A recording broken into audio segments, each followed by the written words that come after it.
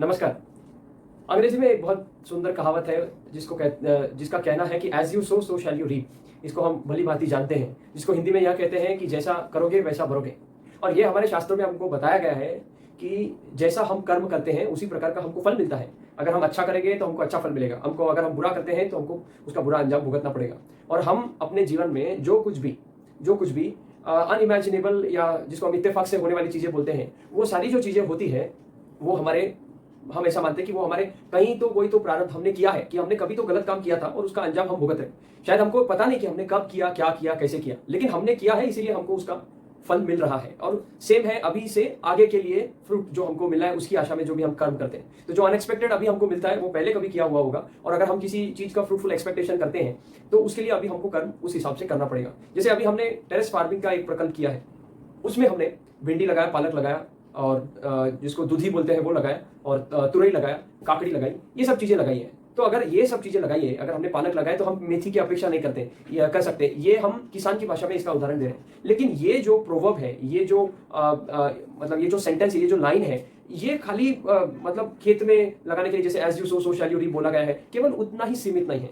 जीवन के हर एक पहलू में, जीवन के हर एक in every walk of life जिसको बोलते हैं, ये सब कुछ एप्लीकेबल है। ये सब कुछ इसका आपको उदाहरण हर पग पग पर आपको देखने के लिए मिलेगा अपने जीवन में।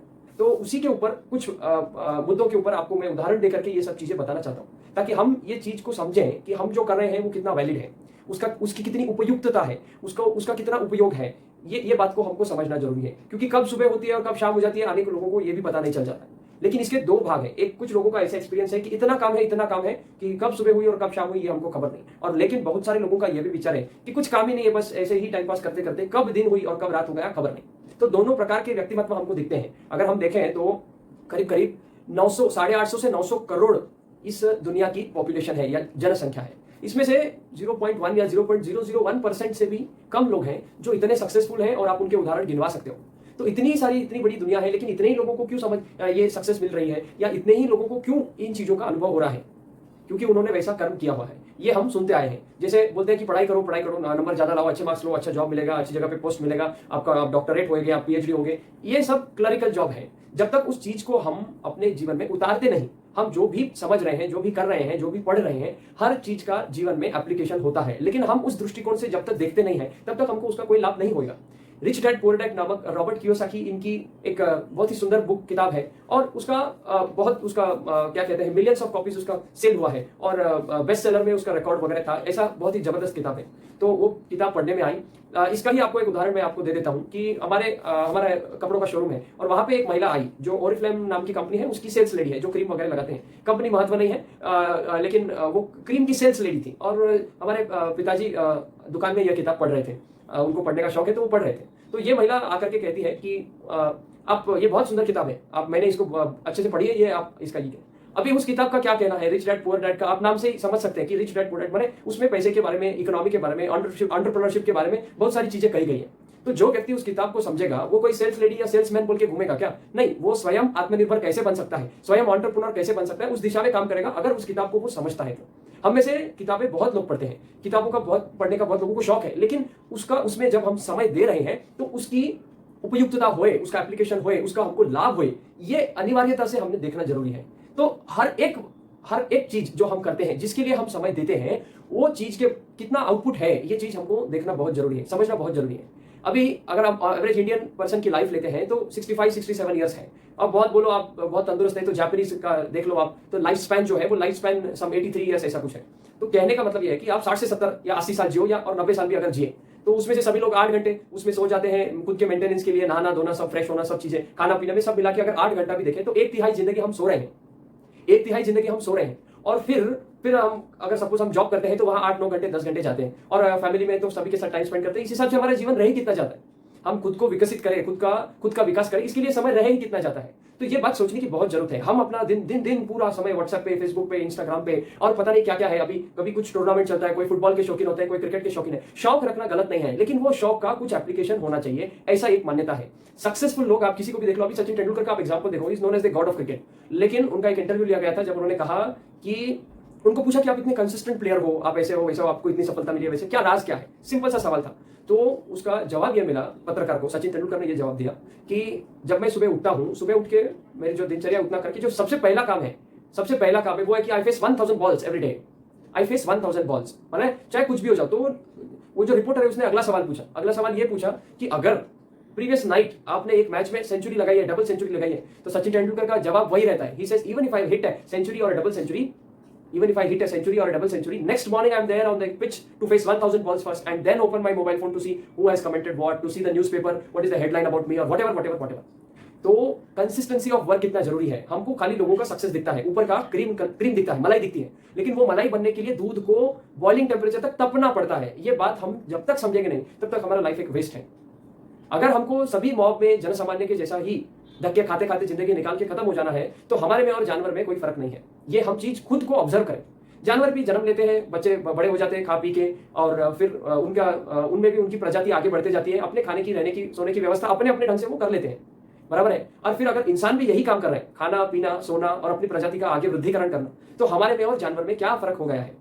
अगर नेचर ने हमको इतना इवॉल्व किया है, नेचर ने हमको इतना अगर इवॉल्व किया है, हमारे ह्यूमन ब्रेन का इतना कैपेसिटी है, उसको इतना इवॉल्व किया है, तो उसके पीछे कोई कारण होगा। खाली यही चीज जो हमारे से जिनको बोलते हैं लोअर एनिमल्स जिनको बोलते हैं, अगर वो भी यही कर रहे हैं और हम भी यही कर रहे हैं, तो उसका क्या मतलब है? आप बोलेंगे ऐसा कैसा जानवर कोई पढ़ते लिखते थोड़ी नहीं। अच्छा, आप पढ़ते लिखते क्यों हैं? तो आप अगर 100 में से देखोगे ना 90-95 लोगों का या मे भी उससे भी ज्यादा लोगों का जवाब ये होगा हम पढ़ते हैं ताकि हमको कोई अच्छा जॉब मिले, बिजनेस मिले, हम काम करें। अच्छा, वो क्यों करना है? क्योंकि हमको पैसे कमा के हमारी जिंदगी का निर्वाह करना है। जिंदगी के निर्वाह में हम क्या करते हैं? खाते पीते सोते हैं और ज्यादा हो गए तो कुछ एंटरटेनमेंट कर लेते हैं या किसी को गिफ्ट वगैरह दे देते हैं। यही चीज जानवरों में नहीं होती है क्या? वो भी तो खाते पीते हैं उनके ढंग से, जितना उनका उम्र है। जैसे कुत्ते का उम्र है 10-12 साल होता है, या गाय गौ माता का उम्र 18-20 साल या 22 साल ऐसा होता है, तो वो उनकी जिंदगी जीते हैं, इसी प्रकार से करते हैं। तो हमारे में उनमें क्या फर्क हो गया? अभी हमारा शरीर, आप बोलोगे खाने में समय तो जाएगा, सोने में तो समय जाएगा, ये हमारे शरीर की अनिवार्यता है, तो ये हमारा मेंटेनेंस है। तो वही गाय का है या दूसरे पशु का है, जानवर का है। गौ माता को भी आपको चारा देना पड़ता है, वो उनका खाना है, वो भी आपको दूध देती है। It is giving you service. आपने उसको फीड दिया, उसके बदले में वो सर्विस देती है। तो हम डायरेक्ट, अगर हम कोई कंपनी में जॉब कर रहे हैं तो वो कंपनी डायरेक्ट हमको खाना नहीं देती है, हमको पैसा देती है। उस पैसे से हम खाना खाते हैं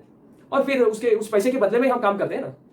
तो सोचने वाली बात यह है कि जो जानवरों वाला सिस्टम है वही मनुष्यों पे अगर लागू हो रहा है, तो हमारे मेंटल स्टेटस को इतना बड़ा क्यों किया? भगवान ने इतना बड़ा क्यों किया? नेचर ने इतना इवॉल्व क्यों किया? ये सोचने वाली बात है। तो ये जो साइकिल है, जैसा जानवरों में चलता है वैसा ही हम फॉलो कर रहे हैं, तो ये गलत हो गया। तो सोचने वाली बात है कि इससे ज्यादा कुछ नेचर को हमसे अपेक्षा है, हमसे ज्यादा नेचर को अपेक्षा है, और हमको लगता है कि केवल हमारी वजह से ये पृथ्वी चल रही है। ऐसा बिल्कुल भी नहीं है। हमारे से ज्यादा अत्यावश्यक जो अंश है या जो जीव है या जंतु है, कीटाणु है, जो भी है जिनको हम कीटाणु बोलते हैं, उनकी वजह से सृष्टि चल रही है। अगर आप सोचो माइक्रो ऑर्गेनिजम्स, हमारे शरीर में जितने सेल्स नहीं है उससे कितने ही लाख टाइम्स, उससे कितने लाख गुना हमारे शरीर में माइक्रो ऑर्गेनिजम्स है। उसका गणित भी है कि एक मानवीय पेशी के पीछे कितने सारे माइक्रो ऑर्गेनिजम्स होते हैं। Behind one human cell how many microorganisms are residing in the cell और around the cell. So we are not because of whom the planet is running. Even if all human beings मतलब सब खत्म हो गए तो ये building में सब झाड़ आ जाएगा। आप देखो बिल्डिंग में नीचे रूट्स में, अगर फाउंडेशन में पीपल का झाड़ आता है, अनेक दूसरे झाड़ आ जाते हैं, तो दिस प्लैनेट विल फ्लरिश। इसको हमारे से कोई फर्क नहीं पड़ता है, प्लैनेट को हमारे से कोई फर्क। सारे इंसेक्ट्स अगर आप गायब करोगे ना तो पॉलिनेशन का प्रोसीजर नहीं होगा। खेती में पॉलिनेशन नहीं होगा तो फ्रूट्स नहीं आएंगे, तो आप खाओगे क्या? आपके शरीर में आप चल रहे हैं may be most of the time because of micro organisms. मतलब हमारी जो एनर्जी है, सोल जो है, हमारा माइंड जो है, वो एक पावर है, लेकिन जो फंक्शनिंग है it is not much aided by micro organisms. और इसके ऊपर बहुत सारा रिसर्च भी। तो कहने का हेतु यही है कि हमारा एवोल्यूशन कुछ और होने के लिए किया है। फिर वो और क्या होना है? जैसे हम सभी एक हार्मनी में रहें। जैसे अगर हिंदू शास्त्र की बात करें तो वो कहते हैं कि हमारा उद्धार हो, ये वो, और गीता में भगवान ने कहा है कि मेरे तक पहुंचने के 4 ये होते हैं, 4 मार्ग होते हैं, जिसको उन्होंने बोला कि एक है कि आप ज्ञान प्राप्त करो, दूसरा है कि आप भक्ति करो, तीसरा है कि आप कर्म करो, निस्वार्थ कर्म करो, और चौथा है कि आप योग करो, योग। तो हम योगी नहीं बन सकते, हम पूरा घर बार छोड़ के भक्ति नहीं कर सकते 100%। भगवान को प्राप्त करने के जो ज्ञान है वो हम 100% नहीं मिला सकते, इतना हमारा कैपेसिटी नहीं है, वो एनवायरमेंट अवेलेबल नहीं है, हमको पता नहीं किससे हमको मिलेगा। तो एक ही है निस्वार्थ कर्म योग। निस्वार्थ कर्म योग is selfless service. Service to, जैसे बोलते हैं ना, service to man is service to God. ये कहा है, service to man is service to God. मैं आपको पूरा घुमा के इसी बात पे, और इससे आगे क्या बात कह रहा हूं इस पर आप ध्यान दीजिए। मैंने आपसे शुरू किया था as you sow so shall you reap. अभी आप बहुत तकलीफ में है और आपको अपेक्षा कि कोई मेरे को मदद करे, तो वो ऊपर बैठा हुआ, या फिर आप अगर निसर्ग में मानते हैं, नेचर में मानते हैं, तो जो भी है, जिसमें भी आप मानते हैं, जो सुप्रीम पावर है, अगर आप उसको पूछेंगे कि भाई मैं तकलीफ में, मेरे को मदद चाहिए, तो वो पूछेगा पहले तुमने किसी को मदद किया? तुमने कभी किसी को मदद किया? हम हर चीज में ट्रांजैक्शन देखते हैं। आपको बहुत छोटा उदाहरण आप देख सकते हैं। हम किसी की शादी में, कोई कार्यक्रम में जाते हैं, तो सामने वाले का स्टेटस देख के हम उसको गिफ्ट देते हैं, उसको जो उपहार देते हैं, सामने वाले का, उसकी जरूरत नहीं देखते हम, सामने वाले का स्टेटस देख के उसको गिफ्ट देते हैं। तो ये तो बेवकूफी भरी बात है ना। जिसको जरूरत है उसको तो हम दे नहीं रहे, और जिसको ऑलरेडी है उसको हम बड़ा बड़ा गिफ्ट दे रहे हैं। इसके ऊपर एक छोटी सी कहानी है जो बहुत प्रचलित है कि दुकान में कपड़ा लेने के लिए एक काम वाले मौसी आते हैं जो का झाड़ू पोछा बर्तन साफ सफाई का ये सब काम करते हैं, जिसको मराठी में शायद बोलकर नहीं बोलते। तो वो काम करने वाली कपड़े की दुकान में आई और बोलती है कि मेरे मालकिन का बर्थडे है, आप एकदम अच्छा साड़ी दिखाओ, एकदम महंगा। और वो दुकानदार दिखाता है और वो लेके जाती है। और फिर उसके बाद फिर थोड़े दिनों बाद में वो मालकिन आती है, वो मालकिन साड़ी लेने के लिए आती है और बोलती है ये दिवाली है ना, तो मेरे को मेरे काम जो हमारे यहाँ पे काम करते हैं, स्वच्छता वगैरह करते हैं, उसके लिए मेरे को ड्रेस देना है, तो आप सादा ही ड्रेस दे दो। तो ये कितना फर्क दर्शाता है, किसका मन बड़ा होगा। ये बात को सोचना जरूरी है कि हमारे को ऑब्जर्व करने वाली हर एक वस्तु है, जैसा ग्रेविटी होती है ना सब में, एक there is a gravitational force between any two objects on this planet. Similarly there is a common consciousness, what you call as a global mind, and there's a connection between every two persons in this society or in this world. आप जैसा करेंगे वैसा आपको मिलेगा, ये बात को चीज समझना चाहिए। As you sow so shall you reap, जैसा करोगे वैसा करोगे। तो इस चीज को आप एक एक जीवन की एक एक घटक में आप इसको सोच करके देखिए। मैं आपको उदाहरण दे देता हूँ। जिसे हम खाते हैं सारा जंक और अपेक्षा करते हैं कि एकदम हेल्दी बने, बलिष्ठ बने, बनवान बने। ये कैसे संभव है? लोग जितना पानी नहीं पीते उससे ज्यादा दारू पीते हैं, फिर उनको लगता है हमारा हम हेल्थी रहना चाहिए। कैसे? अच्छा, लोग दारू क्यों पीते? बोलते हैं गम मिटाने के लिए पीते। अच्छा, गम मिटाने के लिए तो दारू पीने के बाद आप सेंस में होते हैं क्या? नहीं सेंस में होते, आप सेंसलेस हो जाते हैं। फिर आप यहाँ पे सेंसलेस होने आए या जीवन को जीने के लिए आए? Whether we want to live life और डॉज लाइफ, ये बहुत सिंपल सवाल है। सारी बुरी आदतें, वो व्यसन जो है वो इसी कारण से है। तो जैसा हम करेंगे वैसा हम भरेंगे। अगर हम इसी प्रकार की व्यसन करेंगे तो उसका परिणाम वैसे ही होगा। हम जंक फूड खाते, कभी तो खा लिया, अब रैट पॉइजन की एक गोली खाओ या पूरा बॉटल खाओ, पॉइजन इज पॉइजन।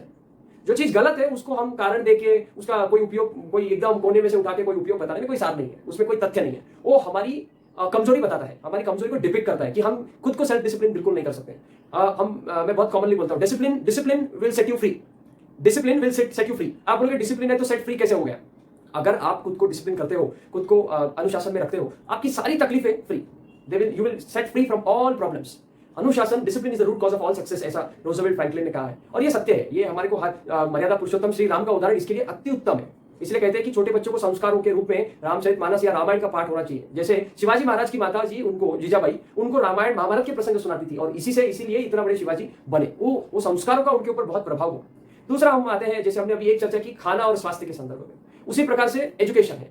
हम जो प्रकार का एजुकेशन ग्रहण करते हैं, सीखते हैं, उसी प्रकार का हम प्रोडक्टिविटी समाज को देंगे। हम खाली किताबें भरे जा रहे हैं, फॉर्मूला याद करना, फॉर्मूला कहां से आया, कैसे आया, डेरिवेटिव, उसका डेरिवेशन क्या है, उतना अगर 1 2 बार 4 बार अगर हमने सॉल्व किया तो वो फॉर्मूले कभी जिंदगी में रटने की जरूरत नहीं। लेकिन हम फॉर्मूले रटे जाते हैं, उसका कोई एप्लीकेशन है?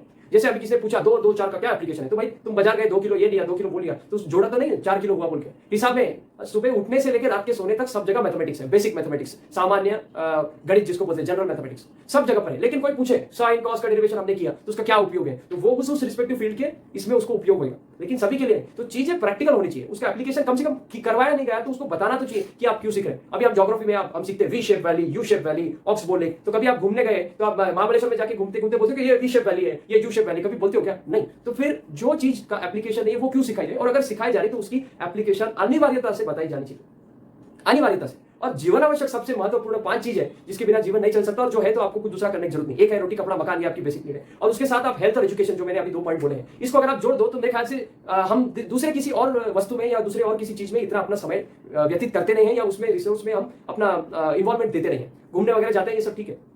सेम है काम का, हमको लगता है हम कमाना चाहिए प्रॉफिट, हम कमाना चाहिए। अगर हम खुद का ही ऐसा स्वार्थ देखते हैं तो फिर हमारे पास कस्टमर लिमिट हो जाता है। अच्छा, हम सामने वाले कस्टमर को हम चीट कर रहे हैं या नहीं कर रहे हैं, ये हमको ऐसा लगता है कि उसको किसने बताई, तो खाली मेरे को मालूम है। हम भूलते हैं कि वो ऊपर देखने वाला कोई बैठा है। ये चीज को ध्यान रखना बहुत जरूरी है। केवल जीवन मतलब पैसे है, ये सबसे बड़ी बेवकूफी है। पैसा एक जरूरत है, it's a need not a greed, because there is no limit to such greed. It has to be, everything can not be purchase with money. ऐसा मतलब हम कॉमनली उसको बोलते हैं कि wealth is not equal to health. पहले बोलते हैं ना कि वेल्थ कमाने के चक्कर में हेल्थ घुमा दिया, और हेल्थ को रिकवर करने के चक्कर में वेल्थ जा रहा है। तो ये सब वो बातें हैं कि वो खाली पैसे के लिए काम कर रहे हो। अगर हम सेल्फिश रहेंगे तो हम अपेक्षा नहीं कर सकते कि कोई हमारे को निस्वार्थ है, कोई हमको थोड़ा ऑफ दे देगा, खुद का प्रॉफिट कम करके हमको दे देगा। वो भगवान पहले पूछेगा तुमने कभी किसी को कम किया था? कोई तुम्हारे पास अगर जरूरतमंद आया था तो तुमने उसको फिर मतलब जितना तुमको आया उतने में दे दिया था कि भाई इसको जरूरत है बहुत, इसकी अवस्था खराब है, इसको, ऐसा कभी हमने किया? ये बात हमको, जब हम अपेक्षा किसी से करते हैं तो पहले राइट के हमको, मेरा अधिकार है, हमारा अधिकार किसी और का रिस्पॉन्सिबिलिटी है, किसी और का काम है, वो हमारा अधिकार है। तो पहले हमको खुद को रिस्पॉन्सिबिलिटी को फॉलो करना है। अगर हम खुद रिस्पॉन्सिबिलिटी अगर पहले करते हैं तो हमको अधिकार है हम किसी और से अपेक्षा करें। लेकिन अगर हम किसी के लिए कर नहीं रहे तो हमको क्या अधिकार है हम किसी के लिए किसी से सोचे अपेक्षा करें। तो सेल्फिशनेस ये काम में आपके बिजनेस में शॉर्ट टर्म गोल नहीं चलता है कि भाई हाँ चलो ये एक प्रोडक्ट बेचा मैंने 1 किलो सेब बेचा, इस पे इतना कमा, क्या उसको क्या मालूम वापस मेरे पास आएगा, ये बात नहीं है। खुद से सत्य रहना, खुद से सच्चा रहना, यही सबसे बड़ा सिद्धांत है, ठीक है ना। ये शॉर्ट टर्म हैप्पीनेस मिल जाता है, शॉर्ट टर्म पैसा मिल जाता है, लेकिन कभी निसर्ग हमको घुमा के ऐसे घाटे में पटकता है क्योंकि हमारे कर्म का हम भोग रहे हैं। जितना निस्वार्थ हम बनते, जितना सेल्फलेस हम बनते, उतना सेल्फलेसली हमको नेचर वापस देता है। इस चीज को बारंबार बहुत छोटे से आयु में एक एक्सपीरियंस करने को मिला। इस दृष्टिकोण से आप देखो, कार्य करो, आप बदलाव देखो। आपको तुरंत मिलेगा ऐसा नहीं, लेकिन मिलता है। जब आपको जरूरत होती है ना, तो आपको 100% मिलता है। ये अनुभव है और ये चीज आप अनेक शास्त्रों में अनेक लोगों की, सक्सेसफुल लोगों के आप एग्जांपल देख सकते हैं। इसमें कोई बहुत रॉकेट साइंस नहीं है, ये बहुत सिंपल है। जैसा आप करोगे वैसा आप करोगे। सेम है हमारे एंटरटेनमेंट में भी है। अभी हम एंटरटेनमेंट में जो देखते हैं वैसा ही हम रिप्रोड्यूस करेंगे ना, ठीक है ना। सपोज वीडियो गेम से इसको मारा, उसको मारा, ये किया, वो किया, तो ये ऐसा जब भी छोटे रहते तो मारते हैं, फिर बड़े होने के बाद भी वीडियो गेम खेलते तो ऐसा लगता है ये थोड़ा कुछ तो प्रैक्टिकल करना चाहिए। और ये सब इतना क्राइम बढ़ जाता है। सोचने वाली बात है, सोचने वाली बात है। छोटे बच्चों को आप एडिक्ट कर देते हो, जैसे मेरे को चॉकलेट खाना है, मेरे को हॉर्लिक्स पीना है, मेरे को ये चॉकलेट का ये वो अनेक चीजें हैं जिससे हम एडिक्ट होते हैं। शायद वो इतनी हानिकारक नहीं होती, लेकिन एडिक्शन वाली साइकोलॉजी ये बचपन से अगर चल रही है तो बड़ा होकर फिर वो पिएगा, फिर वो सिगरेट करेगा, ये करेगा, वो करेगा। तो ये संस्कार, नीति मूल्य सिद्धांत जो है ये पहले से होना चाहिए। अभी हम टीवी में इतना सब अभद्र देखते हैं या अभद्र आता है। पहले आपको याद होगा कि पिक्चर में अगर गाली अगर वो बोलते थे तो उसको वो कट कर देते, तू ऐसा आवाज आता था। अब सरेआम गाली होती है किसी के ऊपर भी। मतलब गालियों के डिटेल में जाना नहीं है, शायद दर्शकों को मेरे से ज्यादा गालियां मालूम, लेकिन मेरे को ये नहीं बोला है। कहने का मतलब ये है कि पहले उसको सेंसर बोर्ड उसको सेंस करके उसको ये कर देते। अभी तो कुछ नहीं, आप मूवी के पहले दिखाते हो सिगरेट पीना सेहत के लिए हानिकारक है, तंबाकू हानिकारक है, वगैरह वगैरह, और 3 घंटा पिक्चर में दिखा रहे हो विलन सिगरेट फूक रहा है, ये दारू पी रहा है, ये कर रहा है। तो ये जैसा आप दिखाओगे वैसा इंपैक्ट होता है ना। किसी को हमको आरोप नहीं करना है, हमको क्या अलाउ करना है वो हमको खुद को डिसाइड करना है। Where to draw the line, how much, at what extent, that is what we have to decide. हमको क्या, दुनिया में तो पॉइजन भी मिलता है, तो क्या हम खरीद के खा लेंगे? ये नहीं है। उसी प्रकार से अभद्र और भद्र, अच्छी और बुरी सारी चीजें दुनिया में हमको खुद को डिसाइड करना है कि हमको जैसा, देखो हम जैसा इनपुट देते हैं ना वैसा ही होता है। ये सिर्फ ये जो 5 सेंस है ना, सेंस हमारे सेंस ऑर्गन्स क्या क्या है, आंख है, नाक है, मुंह है, कान है और चमड़ी। ये 5 सेंस ऑर्गन है। जो चीज आप इसको सेंस करवाने के लिए दोगे ना, वैसे दिमाग में, मोटर कॉर्टेक्स में आपके विचार चलेगा। समझे ना। अगर आप गलत देखोगे तो आपके विचार में गलत आएगा, आपके फिर धीरे धीरे वो बोलने में गलत आएगा और फिर करने में गलत आएगा। आजकल भाई बहन एक दूसरे को गाली देते हैं, उनको कुछ लगता नहीं है। बोले फोन गिर गया तो मेरे मुंह से तो गाली निकलेगी। पहले मैं बोला फोन गिर गया तो बोला अरे राम मेरा फोन गिर गया, हाय राम, ऐसा बोलते। हे माँ, कोई को दर्द लगा तो एक जोक भी है कि छोटी तकलीफ आती है या ऐसा जाते जाते ठोकर लग गई तो मराठी बोलते आई ग पैर में लग गया बोल के। और समझो ट्रक के सामने खड़ा हो बोले बाप रे, मैंने बड़ा प्रॉब्लम आया तो पिताजी याद है। लोगों को तो गालियां याद आ रही। ये सोचने वाली बात है। जैसा हम इनपुट देते हैं वैसा ही आउटपुट होता है, जैसा हम इनपुट देते हैं वैसा ही आउटपुट होता है। ये बहुत सोचने का विचार है। संपूर्ण लोगों की जिंदगी इसमें निकल जाती है, ध्यान नहीं देते, कीड़े मकोड़े के जैसे आते, कीड़े मकोड़े के जैसे चले जाते हैं। जीवन का कोई महत्व नहीं रह जाता है। नीति मूल्य सिद्धांत, इसके ऊपर से एक जबरदस्त उदाहरण दिया जा सकता है अपनी जिंदगी का। केवल सक्सेस का मतलब केवल पैसा कमाना, बहुत नाम होना, 4 लोग मेरे को पूछना, ये बात नहीं है। सक्सेस को आप सीमित मत बनाइए, सक्सेस को आप कोई चीज पे डिपेंडेंट मत बनाइए। आप ही सक्सेस है, सक्सेस ही आप है। ये मंत्र जब हम रखते हैं तो हमारा काम सब कुछ बोल देता है, हमको कुछ करने की जरूरत नहीं पड़ती। तो अगर हम किसी से अपेक्षा करते हैं कि कोई हमारे लिए अच्छा करे, तो पहले हमने अच्छा करना चाहिए। और वेदव्यास भगवान ने, जिन्होंने महाभारत की रचना की है, 4 वेदों की रचना की है, उन्होंने बहुत सुंदर एक वाक्य में बोला है धर्म के बारे में कि जैसा हमको अनुकूल हो, जैसा हमको खुद को अनुकूल हो, वैसा हम दूसरों के साथ बिहेव करें, वैसा हम दूसरों के साथ आचरण करें, उसी को धर्म कहा गया है। दूसरा धर्म की कोई परिभाषा नहीं है। What you feel people should they should behave with you, same first you have to behave। जैसा लोगों से आपको एक्सपेक्टेशन है ना, सेम उसी को बोलते हैं धर्म। And this is what I want to say, नीति मूल्य सिद्धांत, जैसा आप करते हैं वैसा आपको भरना पड़ता है। यही बात है। जय हिंद, जय भारत।